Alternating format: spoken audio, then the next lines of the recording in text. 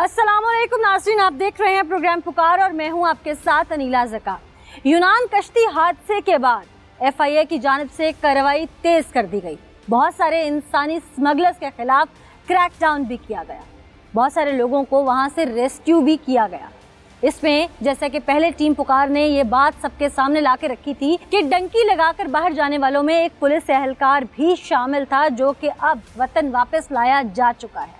वो कौन था, आइए आज के प्रोग्राम में उससे मिलवाते हैं। उसने वहाँ पर किन किन चीज़ों को अपनी आंखों के सामने होता देखा, किस किस फेज से वो लोग गुजरे, और सबसे बड़ी बात, वो इंसानी स्मगलर है कौन जो लोगों को वरगला कर उनकी ज़िंदगियां तबाह बर्बाद कर देता है। आइए उस स्मगलर के मुंह से भी आपको बड़े बड़े इंकशाफात सुनवाते हैं।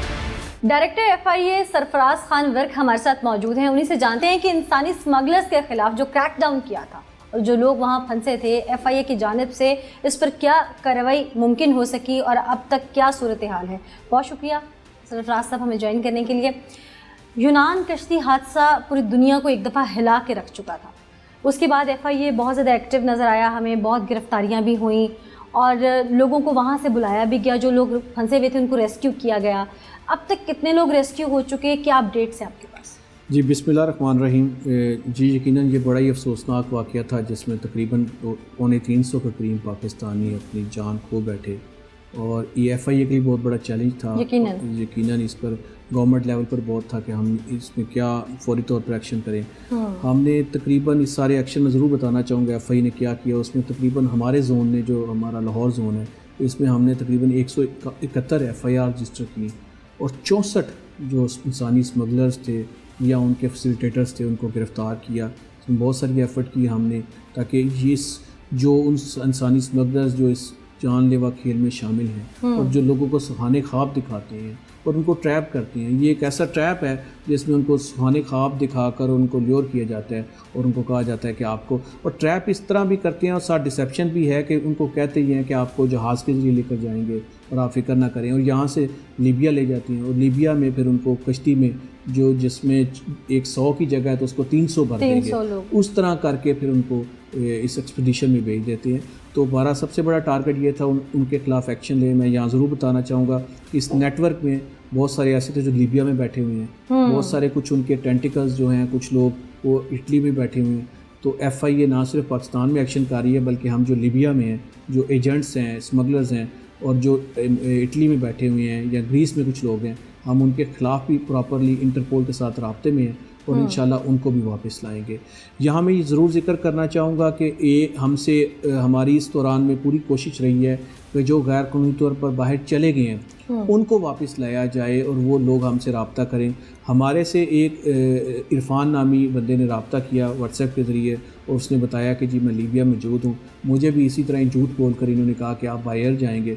तो अभी ये लीबिया में एक सेफ़ हाउसेज़ वो लीबिया में बनाए हुए हैं एजेंट्स ने, अलॉन्ग विद उनके लीबियन जो लोकल्स हैं उनके साथ मिलकर, तो इसमें रखा हुआ और मुझे यहाँ से निकाला जाए। तो हमने फौरी तौर पर एक्शन किया, उसकी फैमिली से मिले और उनके एजेंट को गिरफ़्तार किया और जब हमने उनको ज़रा एजेंट्स के ख़िलाफ़ एक्शन स्टार्ट किया उनके, तो वो उन्होंने वहाँ से हम उसको रिट्रीव कराने में कामयाब हो गए। यकीनन ये एक बहुत आप लोगों का बड़ी काविश थी और कार्रवाई भी थी कि आप लोगों ने उसको रेस्क्यू भी किया वहाँ से और यहाँ ले आए। अच्छा, इसमें खान साहब एक और बात भी बताइएगा कि बहुत सारे एजेंट्स जो हैं वो लोगों से कोई मामूली रकम नहीं लेते। ये लोग लेते हैं तकरीबन 25 से 40, 50, 60 लाख तक। ये एक बड़ी हैवी ट्रांजैक्शन होती है। तो ये जिन अकाउंट्स के ज़रिए ट्रांजैक्शन करते थे, क्या उनका पता चल सका या किसी हुंडी के ज़रिए भेजते थे, क्या करते थे? देखिए, इस पे ज़्यादातर जो हमें है ना, इस सारे प्रोग्राम जो यूनान वाले, ये इटली के लिए जो लोग जाते हैं, यूरोप के लिए जाते हैं, ये तकरीबन हमारी असेसमेंट है कि 22 से 28 लाख इस तरह की इनकी पेमेंट्स का करते हैं। कुछ तो एडवांस लेते हैं, बाकी वो कहते हैं आपको हम वहाँ जाएं, जब पहुँचेंगे तब देंगे। लेकिन ये सारी पेमेंट्स जो हैं कैश ट्रांजैक्शंस हैं, इसमें हमें कोई भी ऐसी बैंकिंग ट्रांजैक्शन नहीं निकल सकी। तो इसमें प्रोग्राम में उनके बहुत सारे एजेंट्स के जो आगे जो बाहर के एजेंट्स हैं जो मेन पैसे रिसीव करते हैं, उन्होंने यहाँ पर बंदे रखे हुए हैं जिनको ये पैसे देते हैं और वो हुंडी हवाला के ज़रिए पैसे भिजवाते हैं। हम उसके पर भी काम कर रहे हैं। उनके काफ़ी बंदों को हमने गिरफ़्तार भी किया है, इस लोगों को, और बाकी हम जो उनका मेन एजेंट है उसको भी गिरफ़्तार करने के लिए कोशिश कर रहे हैं ताकि वो ये भी सारा हुंडी हवाला का उनका नेटवर्क को भी तोड़ा जाए। ठीक। अच्छा खान साहब, आपने बहुत सारे स्मगलर्स जो हैं उनको इंटेरोगेट किया होगा जब गिरफ्तार किया, जो वो लोगों को लूट रहे होते हैं, तो इस मद में उनका अपना भी एक हैवी कमीशन होता है बीच में, तो लगभग कितने पैसे वो खुद रखते हैं जो लोगों को नहीं पता आज तक? देखिए, जो आगे डील करते हैं तकरीबन इसमें मुख्तलिफ हैं उनकी, वो 4 लाख को 5 लाख को 7 लाख को 8, ये हर एजेंट की अपनी है। उसने एक फ़िक्स पेमेंट तो उसने आगे देनी है। जैसे उसने जो $4-5,000 पे उसने बंदा आगे भिजवाना है, जो $1,000 में वो वीज़ा मंगवाता है, उसके अलावा $4 से $5,000 वो देता है बंदे को लीबिया से इटली भिजवाने का। लेकिन हर बंदा अपनी है, उसकी अगले जो है एजेंट्स के साथ अपनी डीलिंग्स हैं। कोई 4-5 लाख कमा रहा है, कोई 6 लाख कमा रहा है, कोई 8 लाख कमा रहा है। इस तरह मुख्तलिफ एजेंट्स के मुख्तलिफ रेट्स हैं। एजेंट्स का स्पेसिफिक कोई एरियाज़ हैं जिनको ज़्यादा टारगेट करते हैं? क्योंकि हमने देखा है जो ये जेहलम के करीब पट्टी लगती है, ये ज़्यादातर ये लोग ओवरसीज़ पाकिस्तानी हैं। जी बिल्कुल, ज़रूर, आपने बड़ी अच्छी बात की है। जो ये सारे प्रोग्राम में जब हमने सारे को देखा तो उसको ये नज़र आया कि जितने ये लोग हैं जो बाहर जाने के ख्वाहिशमंद हैं, ख़ासतौर पर यूरोप जाने वाले, ये हमारे 3-4 डिस्ट्रिक्स इसके बहुत अफेक्टेड है, जिसमें गुजरात है, मंडी बहाउद्दीन है, गुजरांवाला और सियालकोट। और आप इसमें देखेंगे ये सब के जो लोग गए हैं, किसी का कज़न वहाँ पर ऑलरेडी इटली है, यूरोप में मौजूद है, किसी वो भी डंकी से गया हुआ मामू है, और वो सारे डंकी से गए हैं। और चूँकि वो ऑलरेडी सक्सेस स्टोरीज़ है ना, इन एजेंट्स के पास बहुत सारी सक्सेस स्टोरीज़ हैं, वो इनको शो करते हैं कि मैं ऑलरेडी इतने बंदे भेज चुका हूँ, ये देखो, ये बात करो, लाइक जाली आमिल जैसे करते हैं। जी जी बिल्कुल ऐसी है। हाँ, और वो उनको दिखाते हैं कि देखिए हमारा ये चल गया, ये चल गया। अब वो उनको यकीन इसलिए भी होता है कि इन सब एरियाज़ के हर गाँव से 2, 4, 6 लड़के ऑलरेडी वहाँ पर मौजूद हैं, वहाँ पर लोग रह रहे हैं, तो इसलिए वो भी इसी रास्ते गए हैं। और वो उनको वो रहता है कि हमने भी वहीं जाना है। ये बड़ा एक अफसोसनाक है जिस पर हमें पब्लिक अवेयरनेस की ज़रूरत है। बिल्कुल, और आवाम को ये भी समझना चाहिए कि जो एजेंट आपको बाहर भेज रहा है, अगर इतने वहाँ पे वसाइल हैं, चीज़ें हैं, इतनी आसानियाँ हैं, तो वो खुद क्यों नहीं बाहर गया अभी तक, वो खुद क्यों यहाँ बैठा है? अच्छा खान साहब, कोई ऐसी बात जो आप पब्लिक के लिए बताना चाहते हो कि अवेयरनेस के पॉइंट ऑफ व्यू से कि FIA तो इन पर काम कर रही है, पर खुदारा आवाम का भी ताउन दरकार है यहाँ पे? जी बिल्कुल, इसमें एक ख़ास तौर पर हमने जितने भी इंसानी स्मगलों के ख़िलाफ़ एक्शन लिया है, और मैं अफसोस से कहूँगा जो यूनान वाले हादसे में भी कुछ हमारे ऐसे भी कंप्लेनेंट्स जो जिनके बच्चों की डेथ हुई है और उनके लीगल हेयर्स ने वो जाकर कोर्ट में ये बयान दे देते हैं, इनसे सुलह कर लेते हैं। और हमारे लिए ये सबसे बड़ी परेशानी की बात है। उससे वो जज साहिबान, चूँकि हमारे पास वो एविडेंस तो यही है ना कि उसका वालिद है, उसकी वालदा या उसके भाई ने आकर हमें ये बयान दिया कि उसके इस जज ने हमारे भाई या बेटे को बाहर भेजा है और इसने पैसे लिए हैं, ये सारा किया। वही जाकर ये बयान दे देती हैं जाकर बाद में कि जी हमने उससे सुलह कर ली है या हमने उसको माफ़ कर दिया या ये हमारा मुल्ज़िम नहीं है। अब हमारे लिए बहुत मुश्किल है, चूँकि हम चाहते हैं इसको प्रोसिक्यूट किया जाए, इनको सज़ाएँ मिले, और वो इस सूरत में बच जाते हैं अदालतों से, हमारे सिस्टम से। तो हम इस हवाले से ख़ास तौर पर आवाम से ये जो भी हमारे कंप्लेनेंट्स हैं, जो ग्रीड फैमिलीज़ हैं, हम उनसे कहेंगे कि ये आज आपके बच्चे के साथ हुआ है, कल किसी और के बच्चे के साथ करेंगे। तो बराए मेहरबानी हमारा साथ दें और इनको सज़ा दिलवाने में हमारी मदद करें। ठीक, बहुत शुक्रिया खान साहब, आपने बहुत खूबसूरत मैसेज दिया। और हम भी आवाम को यही बार बार कहेंगे, हमारी भी अपील है कि खुदारा आप ये मत सोचिए कि 4 बार चले गए, एक मर भी गया तो क्या हो गया। खुदारा उन माँ बाप से पूछे जिनका एक ही था और वो दुनिया से चला गया, उन पर क्या बीत रही है। तो आप लोगों की शय पे, आप लोगों के अपने ही दिए हुए इनको जो नरमियाँ होती हैं उस पर ये लोग काम करते हैं और ये ग्रुप्स की सूरत में काम करते हैं, और खमियाजा जो है वो फिर ऐसे लोग भी भुगतते हैं जिनकी कुल जमा पूंजी उनकी वही औलाद होती है, या उनके पास किसी ने सूद पे पैसे उठाए होते हैं, किसी ने कुछ किया होता है। ऐसी बहुत सारी स्टोरीज सामने आती है जो दिल दहल जाता है। हर 2 नंबर काम करने वाला, गैर कानूनी काम करने वाला हमेशा आपको अपनी सक्सेस स्टोरी बताएगा, कभी भी वो ये नहीं बताएगा कि अभी तक उससे कितने जो हैं वो लोगों के घर ख़राब हुए हैं या कितने नुकसान हुए हैं। तो पहले नुकसान पे गौर कीजिए कि आया इसमें वाकई कोई फलाह है। लेकिन मैं फिर बता दूं कि गैर कानूनी काम कोई भी ऐसा जिसको गैर कानूनी कहा जाता है उसमें कभी फलाह नहीं होती, क्योंकि कानून हमेशा इंसान की फलाह के लिए बनते हैं। नाज़रीन, मेरे साथ इस वक्त इंसानी स्मगलर मौजूद है जो लोगों को झांसा देता है बेहतरीन फ्यूचर का, उनसे लाखों रुपए हथियाता है, कोई अपनी जमा पूंजी बेचता है, कोई ज़िंदगी भर की कमाई लुटाता है।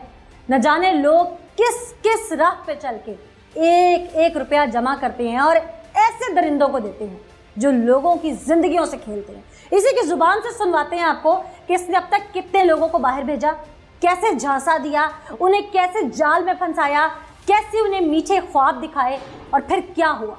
क्या नाम है भाई तुम्हारा? साजिद महमूद। कितनी उम्र है तुम्हारी? 30 साल। 30 साल। कुछ शादीशुदा हो? अभी शादी की है। फैमिली भी होगी घर में? जी। एहसास है कि रिश्ते क्या होते हैं? जी हाँ, एहसास है। ठीक है, तो जो मकरू धंधा करते हो और लोगों के रिश्तों को पामाल करते हो, ये कब से शुरू कर रखा है? 2022 से शुरू। 2022 से शुरू किया। कहाँ कहाँ भेजते हो लोगों को? इटली भेजते हैं बस। सिर्फ यूरोप भेजते हो? जी।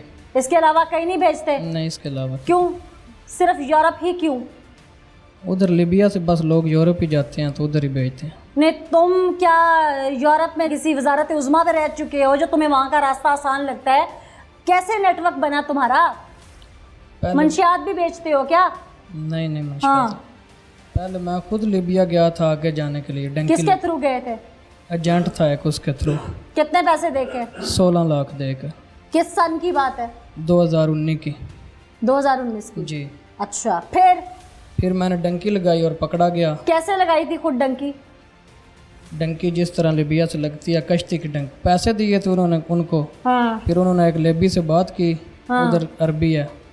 तो वो ले गया, गाड़ी आई, हमको ले गई उधर उसके पास। उसने अपने घर में रखा। फिर कुछ दिन उधर रहे हैं तो फिर उसने बोला कि आज तैयार हो जो आपको आगे भेजेंगे। फिर हमने कपड़े शपड़े पहने। वो बोलता है कि बैग नहीं साथ जाएंगे, वैसे ही जाएंगे आप। फिर हमने बोला ठीक है। फिर वो हमको गाड़ी में बिठा के समुंदर पर ले गया। असर टाइम उधर एक कमरे में रखा, एक बिल्डिंग में। खाना वाना दिया तो फिर रात को उन्होंने बोला कि इधर आ जाओ। फिर थोड़ा पैदल चले और समुंदर पर चले गए। तो उधर से उसके लोग थे, उन्होंने बोला कि इधर आ जाओ आगे। हमने थोड़े कपड़े ऊपर किए और समुंदर में गए तो उन्होंने फिर कश्ती लाई। कश्ती के ऊपर हम बैठते गए बारी बारी और फिर रवाना हो गए। तो रात को सफ़र किया, सारी रात।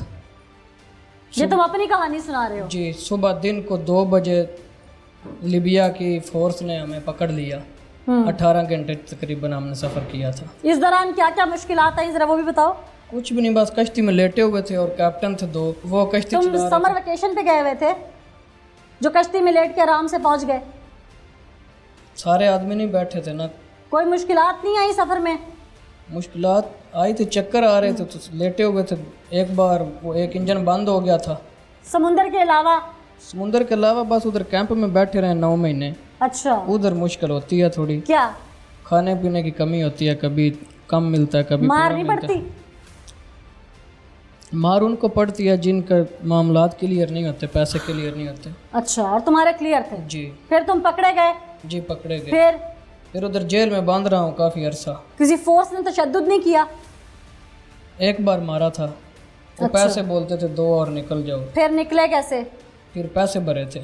कितने? 6000 दिनार भरा था। कितना बना पाकिस्तानी? पाकिस्तानी तकरीबन बन जाता था 5-6 लाख रुपया तकरीबन बन जाता था। 16 लाख और 6 लाख यानी कि टोटल 22 लाख। जी। ये राउंड फिगर जो तुमने 22 लाख वहाँ पे भरा, उसी की वजह से आके तुमने यहाँ 22 लाख रेट रखा है? नहीं, फिर मैं बाहर निकल के काम किया, फिर दोबारा डंकी लगाई थी 6 महीने बाद। कितने पैसे दिए? 5,500 दिनार दिया था। फिर डंकी बाहर निकल के वापस पाकिस्तान डिपोर्ट हुए थे? नहीं, उधर ही निकल गया। लीबिया में रहे? जी, उधर पैसे दिए तो उधर फिर डंकी लगाई। फिर पकड़े गए थे हम तकरीबन 13 घंटे बाद। फिर उन्होंने लेकर बंद कर दिया। 8 महीने 17 दिन बंद रहा हूँ फिर दोबारा। फिर पाकिस्तान कब आए? अभी इसी साल आया हूँ। इतना अरसा तुम लीबिया में रहे हो, क्या करते रहे हो? 2-3 बार डंकी लगाई है, तकरीबन 3 साल से ऊपर जेल काटी है।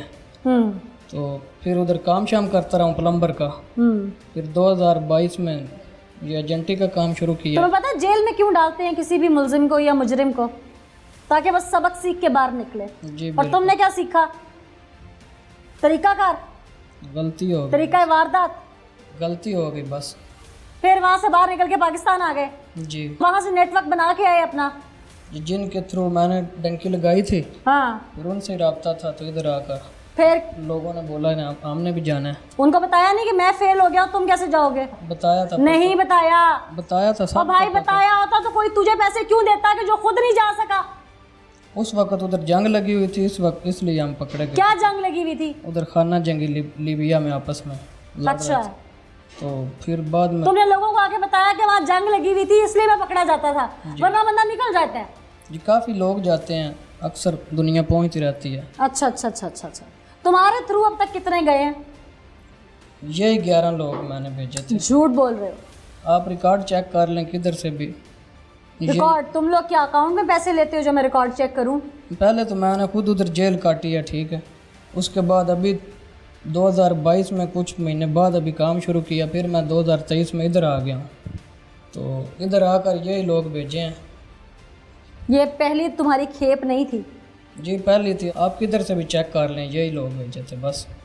इससे पहले भी तुमने भेजे होंगे जो पहुंच गए होंगे, क्योंकि हर इंसानी स्मगलर पहले एक सक्सेस स्टोरी सुनाता है, और जब वो अपनी सक्सेस स्टोरी सबके सामने रखता है तो लोग उस पर अंधा ट्रस्ट करते हैं कि आया ये बात दुरुस्त है, इसने इतने लोगों को भेजा है, और 4 इलाके के गवाहान भी होते हैं जी हमारा लड़का चला गया है इसके थ्रू, तो लोग फिर इन पे ट्रस्ट करते हैं।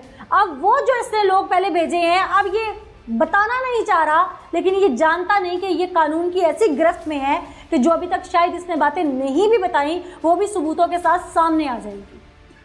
कितने लोग भेजे हैं अभी तक इनसे पहले? नहीं मैडम, एक भी नहीं भेजा पहले। नहीं भेजे कोई। ये 22 लाख का फिगर कैसे डिसाइड किया था तुमने?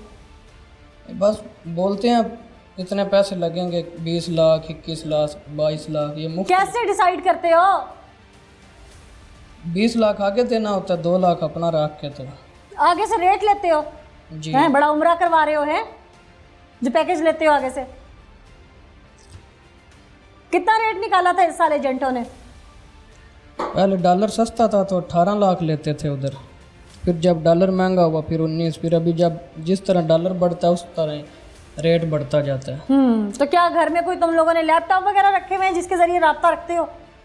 नहीं, मोबाइल पर ही रखता होता, टेलीफोन पर। कोई ऐप वगैरह की हुई है? नहीं इस तरह कोई। व्हाट्सएप के थ्रू तो नहीं होता तुम लोगों का इतना राब्ता, क्योंकि इतनी इंटरनेशनल कॉल्स चले तो ज़ाहिर है तुम लोग गिरफ्त में आ सकते हो। जी बाहर के नंबर पर व्हाट्सएप था तो हाँ। उधर से आया था तो नंबर उधर गई था। कितने व्हाट्सएप चला रहे हो अब तक? एक ही चला रहा था। किस नंबर पे है वो? बाहर वाले नंबर पर था। पैसा कैसे रिसीव करते हो? वैसे लोगों से इस तरह बाई हैंड ही लेते थे। और आगे कैसे देते हो? आगे हुंडी वाले को देते थे। कौन है वो?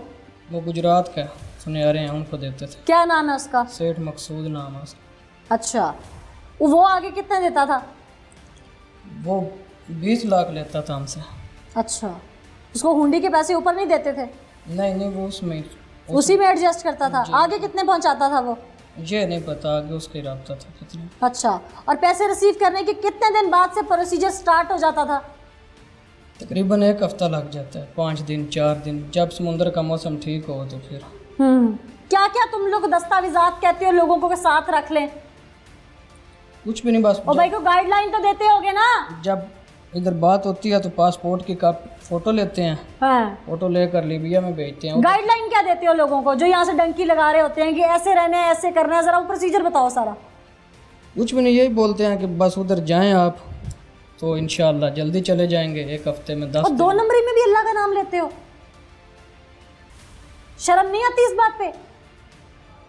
गाइडलाइन क्या क्या देते हो कि कौन से कपड़े रखें, कितना सामान रखें, खाने का सामान कितना रखें, कैश कितना रखें, क्या बताते हो? अद्वियात कौन सी बताते हो? जो जो चीजें बताते हो अपनी जुबान, मुझे सब पता है, मैं सिर्फ तुम्हारी जुबान से सुनना चाह रही हूँ। मैडम कपड़े यही होते हैं, 2-3 ट्राउजर, शर्ट, पैंट वगैरह कपड़े। ये छोटा बैग जो होता है, ये छोटा बैग जो होता है, यही बोलते हैं कि यही लेकर जाना है। जो पीछे डाल 10-12 किलो सामान, इतना ही बोलते हैं कि इतने दिन तो लगेंगे नहीं, तो ये सामान ले जाएं। और खजूरें वगैरह या इस तरह का कुछ चीज़ लेनी है, बिस्कुट वगैरह, तो वो ले जाएं, बस और कुछ भी नहीं। फिर 5 दिन के अंदर प्रोसीजर स्टार्ट हो जाता है? 5-7 दिन में हो जाता है। लोगों को कहाँ इकट्ठा करते हो? एक एक करके जाते हैं लोग, इधर इकट्ठे तो नहीं आते हैं। अगर कोई इकट्ठे आ जाए? मुख्तलिफ जब एक चला जाता है तो फिर उनको पता चलता है जी वो लीबिया पहुंच गया, तो फिर दूसरे हमने भी जाना है, फिर इस तरह करके 1-1, 2-2 करके लोग जो हैं वो आते हैं। यानी कि तुमने 11 के अलावा किसी को नहीं भेजा? जी नहीं। तुम्हारी जुबान से तो मैं सच अभी सुन लेती हूँ। SHO साहब भी हमारे साथ मौजूद हैं, उन्हीं से जानते हैं इस बारे में कि ये जो कह रहा है कि इसने अभी तक सिर्फ 11 लोगों को यहाँ से भेजा जो जहाँ पर ना हो सके, क्या ऐसा सच है?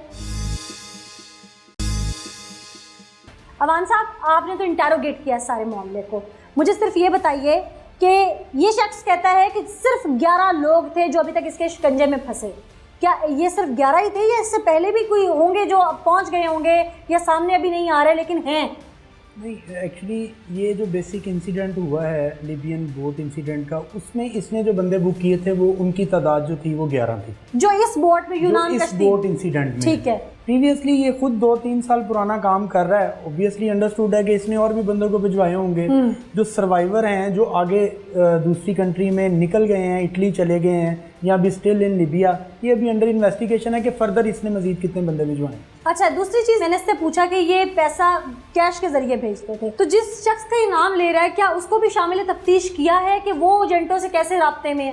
जी बिल्कुल, हमने उसमें भी बंदा अरेस्ट किया है। हमारे पास टेक्निकल इन्फॉर्मेशन काफी हद तक है, उस पर वर्किंग हो रही है। हाँ। वो बंदे भी अरेस्ट हैं इसमें। और जो व्हाट्सएप ये इस्तेमाल करते थे उस व्हाट्सएप का डाटा रिकवर हो गया? जी, वो फोरेंसिक के लिए हमने भिजवाया है। ठीक है। अब जैसे ही उसकी फोरेंसिक रिपोर्ट आएगी उसको शेयर कर दिया जाएगा। ठीक। और जो ये कह रहा है कि ये पर हेड सिर्फ इसको चंद रुपयों की बचत है, चंद लाख की, मतलब कह लें कि ह्यूज अमाउंट आगे जाती है, क्या ये सच है? इसको सिर्फ 1-1.5 लाख बचता है? नहीं, इसमें देखें जो ये अमाउंट बता रहा है ये वो तो अंडरस्टूड है कि इसने मैक्सिमम पोर्शन अपना ही रखना है क्योंकि फ्रंट मैन ये है। अब आगे जो एक्सपेंसेस इसने करने हैं वो इसकी अपनी मर्जी से होने हैं। एक बंदे को वहाँ पे खाने को कुछ नहीं मिल रहा, एक बंदे को वहाँ पे रिहाइश की फैसिलिटीज नहीं दे रहे क्योंकि सारा काम इलीगल हो रहा है। अगर उसमें लीगैलिटी हो तो ये फैसिलिटीज प्रोवाइड करे ना। जब इनका एक्सपेंस ही कुछ नहीं होना तो मैक्सिमम तो इसके अपने हाथ में आना है। आम बंदे को तो ये नहीं पता कि ये कितने रख रहा है, इसने तो उनको बताना है कि जी मैं इसमें इतना शेयर रख रहा हूँ, मुझे तो कुछ नहीं बच रहा। लेकिन एक्चुअली ऐसा नहीं होता, मैक्सिमम शेयर इसी के पास है क्योंकि इसी ने ही बुक किया उन बंदों को, इसी ने ही उनको डंकी लगवानी है, इलीगल रास्ते से भेजना है, इसी ने ही सबज बाग दिखाने हैं। क्या इसकी निशानदेही पे और एजेंट्स या इंसानी स्मगलर्स जो है वो गिरफ्तार हुए? जी बिल्कुल हुए हैं। पंडी बहाउद्दीन या गुजरात के एरिया से हैं, कुछ दूसरे डिस्ट्रिक्ट से भी हैं, मल्टीपल डिस्ट्रिक्ट हैं। ठीक। और जिन लोगों को इसने अभी तक भेजा था उनमें से किसी की डेड बॉडी अभी तक रिकवर हुई है? ये है, इसके दीगर साथी जो इसमें इन्वॉल्व हैं वो 7-8 बंदों की बॉडीज हैं अभी तक पाकिस्तान में रिसीव है। ठीक। क्यों भाई, इससे पहले कितनी दफा वारदात कर चुके? मैं इसको वारदात कहूंगी, कितनी बार कर चुके हो? नहीं मैडम, नहीं किया है। तो तुम्हें जरा भी शर्म नहीं आ रही कि तुमने क्या किया? तुम्हारी वजह से एक माँ ने अपना बच्चा खो दिया। बहुत सारे ऐसे घर थे जिनके वाहिद कफील इसमें थे, बहुत सारे बच्चे यतीम हो गए, न्यूली मैरिड बेवा हो गई, इकलौते घर के वारिस दुनिया से चले गए सिर्फ तुम लोगों की बदौलत। और तुम मुतमईन होकर मुझे कह रहे हो मैंने कुछ नहीं किया। ऊपर देख के बताओ मुझे कैसे वर्गलाते थे उन्हें? जी खुद आते हैं, हम तो नहीं वर्गलाते हैं। नहीं, क्या मतलब खुद आते हैं? खुद तो कोई इस्लाम कबूल करने जल्दी नहीं आता। लोग खुद आते हैं कि हमने जाना, हमको भेजो, सारे मामलात का पता कोई ना कोई इस्लाम के दायरे में लाने के लिए भी लोगों को तबलीग करनी पड़ती है, अपनी प्रोडक्ट को सेल करना पड़ता है, तो बिजनेस करने के लिए भी। मैडम खुद आते हैं, उनको पता होता है कि हमने जाना, तो ये सारे खतरात उनको बताते हैं कि ये रास्ते में ये। तुम्हारी शक्ल पे तो नहीं लिखा हुआ तुम एजेंट हो, तुमने किसी को अपने बारे में प्रपोजल दिया होगा तो कोई आया ना। जब मैं छुट्टी आया हूँ तो उनको पता है ये बाहर होता है, तो बोलते हैं हमने भी जाना है। तुम किसी को कुछ नहीं बताते, रोटी को चोची कहते हो। हमने क्या बताना, उनको पता होता है किसी का मामा बाहर है, किसी का चाचा, वही बात करते हैं जी हमारे लड़के जो है ना, हमारा लड़का है एक शख्स जिसकी अपनी डंकी कई बार नाकाम हुई और वो मुझे तब से ये समझाने की कोशिश कर रहे हैं कि मैं कोई अफादियत नहीं बताता किसी चीज की, लोग खुद से बाशऊर है। ओ भाई, अगर वो बाशऊर होते तो तुम्हारे झांसे में फंसते। तुम्हारे भेजे हुए सब लोग अब दुनिया से जा चुके हैं ना। मुझे पता नहीं है, क्यों राब्ता नहीं है, पकड़ा गया हूँ, कोई कन्फर्म नहीं है। जिस वक्त कश्ती उल्टी थी उसमें से जो लोग वहाँ पे रेस्क्यू हुए थे उसमें से तुम्हारे एजेंट्स ने तुम्हें क्या बताया कि कोई बचा है? उस वक्त राब्ता नहीं था कि कितने आदमी बचे हैं। जो लोग यहाँ से तुम्हें पैसे देते हैं उनको तुम लोग पहुँचा देते हो कश्ती तक जी, इटली के बॉर्डर तक जी। जो लोग पैसे नहीं देते या आधे देते हैं उन्हें कहाँ मुंतकिल करते हो? मैडम इधर बात होती है कि जब आपने जाना है तो पैसे देने पड़ेंगे, उधर जाकर जब कोई पैसे नहीं देता तो फिर उसको आगे नहीं भेजते, फिर कहाँ रखते हो? उधर रोक देते हैं, उधर ही रिहाइश पारी। रिहाइश को क्या कहते हो? रिहाइश को उधर कैंप कहते हैं, कैंप। सेफ हाउस क्या होता है? सेफ हाउस जिधर आदमी रोकते हैं उसको सेफ हाउस बोलते हैं। कितने लोगों की कैपेसिटी होती है और कितने लोगों को रोका जाता है? ये अगर 20 लोगों की कैपेसिटी होती है तो 40-50 रोकते हैं। और कितने दिन के लिए? ये 10-15 दिन हफ्ता जब गेम निकलनी होती है तो फिर आगे ले जाते हैं 0 पॉइंट। खाना वाना कैसे पहुंचाया जाता है उन्हें? खाना जो लेबी होते हैं जिन्होंने गेम निकालनी होती है वही पहुंचाते हैं, कभी पहुंचा देते हैं कभी नहीं पहुंचाते। भूखे रहते हैं लोग वहाँ पे। जी। और अगर कोई बीमार हो जाए? बीमार हो जाए तो फिर वो बताता है तो उसको दवाई मिलती है, कभी ले जाते हैं कभी नहीं लेके और जाते खुदा ना खास्ता किसी की वहाँ पे मौत वाक़ई हो जाए? हैं। इस तरह तो नहीं हुआ कभी। क्यों, सब बच जाते हैं? जी। डंकी लगाते हुए लोग मरते नहीं है रास्ते में? सेफ हाउस में लोगों को जब टॉर्चर करते हो, मारते हो, मरते नहीं है लोग? जिसके पैसे नहीं होते उसको धमकाते हैं, मोबाइल ले लेते हैं, उसको बोलते हैं कि जब बंद कर देंगे आगे भी नहीं भेजेंगे खाना। ये तो जुबान से बोलते हो, जो हाथ से बोलते हो वो बताओ। सेफ हाउस पर पाकिस्तानी तो होते नहीं हैं, वो तो लेबी होते हैं ना। तुम्हारे ही पेटी भाई होते हैं ना? जी, वो लीबिया के लोग क्या होते करते हैं वो वहाँ पे? रास्ते में बड़ी मुश्किलात आती हैं, गाड़ियों में ज़्यादा लोग बिठा कर लेकर जाते हैं, कश्ती में जगह थोड़ी होती है शिप में और लोग ज़्यादा बिठाते हैं और खाने पीने का सामान भी नहीं होता। वहाँ पे जो लोगों को मार पड़ती है किस चीज़ से पड़ती है? जी, यही डंडों से पड़ती है, हाथों से पड़ती है, जो जिस तरह लोहे के रॉड से भी मारते हैं? जी मारते हैं। क्यों मारते हैं? जिसके पैसे क्लियर नहीं होते इसलिए उसको मारते हैं। और पैसे किस तरह क्लियर नहीं होते? पीछे से वालदैन ने पूरे दे दी होती है और एजेंट अगर पूरे नहीं देता आगे तो? जी, फिर वो इसलिए उसको दबाते हैं थोड़ा कि अपने घर और वालों उस को दौरान अगर वो अलील हो जाए, बीमार हो जाए, तकलीफ बढ़ जाए, वो चलने के काबिल ना रहे, फिर तुम बताओ होता क्या है वहाँ? जी, खतरनाक रास्ता है उधर। खतरनाक क्या, जीपों पे जाना पड़ता है? जिंदगी और मौत की कोई गारंटी नहीं होती है उधर। खतरनाक तो लोग फेरी मेडो का ट्रिप कर आते हैं। खतरनाक का क्या मतलब है? खतरा बताओ क्या है वहाँ पे? खतरा यही है कि समुद्री रास्ता इधर कोई कंफर्म नहीं है कि आप पहुंचेंगे कि नहीं पहुंचेंगे। ठीक है, इधर 100% कोई कंफर्म नहीं है कि जो बंदा अलील हो जाता है, जख्मी हो जाता है, उसके साथ क्या किया जाता है? उसको नहीं गेम में नहीं डालते, उधर ही फेंक देते हैं, उधर ही छोड़ कर चले जाते हैं। समंदर में या जंगल में, जो भी करीब मिले उधर पॉइंट पर ही छोड़ के चले जाते चाहे वो मर जाए। जी, उसका फिर पता नहीं है। सेफ हाउस का मरहलावार किस्सा सुनाओ मुझे। ये जो सेफ हाउस में जो आदमी पैसे लगवा देता है उसको खाना भी मिलता है और सारा कुछ उसकी सहूलतें उसको मिलती हैं, उसके पैसे उस पर लगाने होते हैं। तो जो पैसे नहीं देता फिर उसको खाना पीना बंद कर दिया जाता है। पहले मरहले में उसका खाना पीना बंद होता है? जी। फिर कितने दिन? जब तक वो पैसे नहीं देगा, 1 दिन 2 दिन। फिर मोबाइल उसका लेकर उसको घर वालों को फ़ोन करवाते हैं, फिर उसको मारते हैं, तशद्दुद करते हैं, फिर उसके घर वाले पैसे। तशद्दुद रॉड से करते हो? जी। अच्छा, और तशद्दुद वीडियो कॉल पे दिखाते हो कि हम इसको ऐसे मार रहे हैं? जी बिल्कुल। फिर उसके पैसे घर वाले जब परेशान होते हैं तो फिर जिस तरह भी करके उसके पैसे लगवा देते हैं। और इस दौरान अगर वो मर जाए और घर वाले पैसे लगवा चुके हो फिर उधर ही रखते हैं उसको। घर वालों को नहीं बताते? जी नहीं बताते, उसे वहीं फेंक देते हो? जी। फिर उसके बाद आगे जिस कश्ती में बिठाते हो उसकी कंडीशन क्या होती है? कश्ती कंडीशन ये होती है कि जिधर 100 आदमी बैठ सकता है उधर 200, 250, 300। वो कश्तियाँ भी तो एक्सपायर होती हैं ना, एक्सपायर बोट्स होती हैं। अच्छे किस्म के शिप वगैरह नहीं होते हैं, वो सस्ता होता है मसलन के। हाँ, पुराना या सस्ता? जी, पुराना लेकर उसको थोड़ा काम करके थोड़ा ठीक करके गुजारा के मुताबिक जब हो जाता है उसकी मरम्मत करके तो उसको फिर निकालते हैं।